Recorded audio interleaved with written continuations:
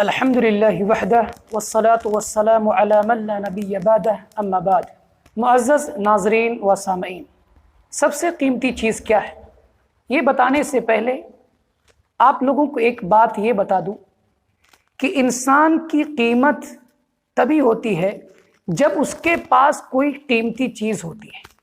جی ہاں، انسان کے پاس جب کوئی قیمتی چیز ہو تبھی اس کی اوقات، اس کی قیمت سمجھی جاتی ہے۔ سب سے قیمتی چیز کیا ہے؟ کیا یہ سب سے قیمتی چیز ہے، یا یہ سب سے قیمتی چیز ہے، یا یہ سب سے قیمتی چیز ہے؟ کیا یہ سب اکٹھا ہو جائے اس کے بعد یہ سب سے قیمتی چیز ہے؟ نہیں۔ سامعین کرام، جواب دینے سے پہلے میں آپ لوگوں کو ایک مثال دینا چاہتا ہوں۔ مثال کو ذرا غور سے سننا۔ فرض کر لو کہ آپ 2-3 دن کے بھوکے ہیں۔ آپ ایک ایسی جگہ پر پہنچتے ہیں جہاں دسترخوان لگا ہوا ہے، اور اس دسترخوان پر کھانے کی تمام چیزیں موجود ہیں، تمام انواع و اقسام کی چیزیں موجود ہیں، جو دل چاہے، جو دل کرے آپ اس میں سے کھا سکتے ہیں۔ اسی دسترخوان سے متصل ایک ایئر کنڈیشن روم ہے جس میں کھانے کے بعد آپ آرام کرنے جا سکتے ہیں۔ چونکہ آپ 2 دن کے بھوکے ہوتے ہیں، جیسے دسترخوان پر آپ کی نظر پڑتی ہے آپ فوراً کھانے پر پل پڑتے ہیں۔ چونکہ 2 دن کے بھوکے تھے، کھانا خوب کھایا، لیکن کھانے کی طرف، کھانے کا من ابھی بھرا نہیں، پیٹ بھر گیا، 2-4 لقمے اور کھا لیے۔ کھانا آپ نے اتنا کھا لیا کہ اب آپ کو ہچکی آنے لگی، ہچکی بد گئی۔ آپ کو ایک بات میں بتانا بھول گیا کہ اس دسترخوان پر کھانے کی تمام چیزیں موجود تھیں، ہر قسم کی غذا موجود تھی، لیکن پینے کے لیے کوئی چیز موجود نہیں تھی۔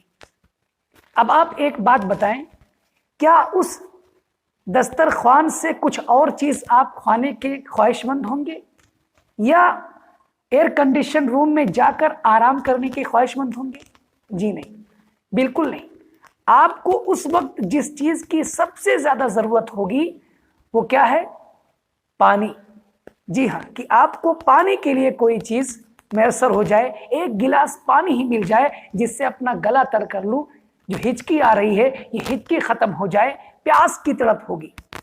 ابھی آپ کو میرا جواب ہلکا ہلکا سمجھ میں آ رہا ہوگا، لیکن ابھی جواب مکمل نہیں ہے، پورا جواب سنیں کہ سب سے قیمتی چیز کیا ہے۔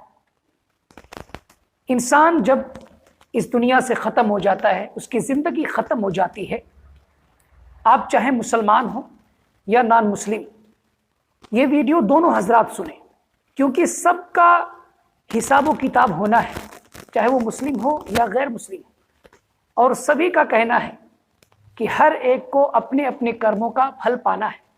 مسلمان اس بات کا عقیدہ رکھتے ہیں، یقین رکھتے ہیں، ایمان رکھتے ہیں۔ بہرحال اللہ رب العالمین قیامت کے دن تمام انسانوں کو اکٹھا کرے گا میدان محشر میں، جہاں تمام لوگوں کو جواب دینا پڑے گا، سوال و جواب کا سلسلہ شروع ہوگا، حساب و کتاب کا مرحلہ ہوگا۔ مومن اپنے ایمان کی وجہ سے نجات پالے گا، کافر اپنی کفر کی وجہ سے نجات نہیں پائے گا۔ لیکن کافر اس وقت اگر زمین کے اندر جتنی چیزیں ہیں، یا اس دنیا کی جتنی ساری چیزیں، وہ اپنے عذاب کو معاف کروانے میں ان تمام چیزوں کو اللہ تعالیٰ کو دے گا کہ اللہ رب العالمین میرے عذاب میں کمی کر دے، مجھے عذاب سے چھٹکارا دے دے، تب بھی اس کا عذاب کم نہیں کیا جائے گا، اس کو معاف نہیں کیا جائے گا۔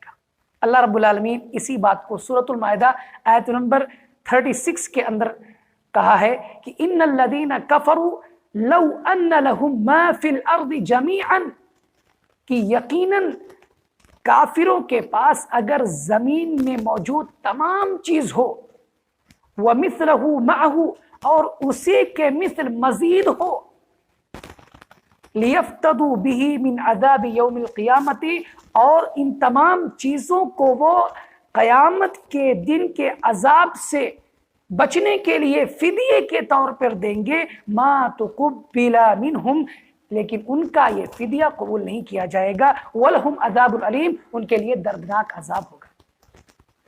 معزز ناظرین سامعین، جانتے ہیں اس کو معافی کیوں نہیں ملے گی؟ اس کو معاف کیوں نہیں کیا جائے گا؟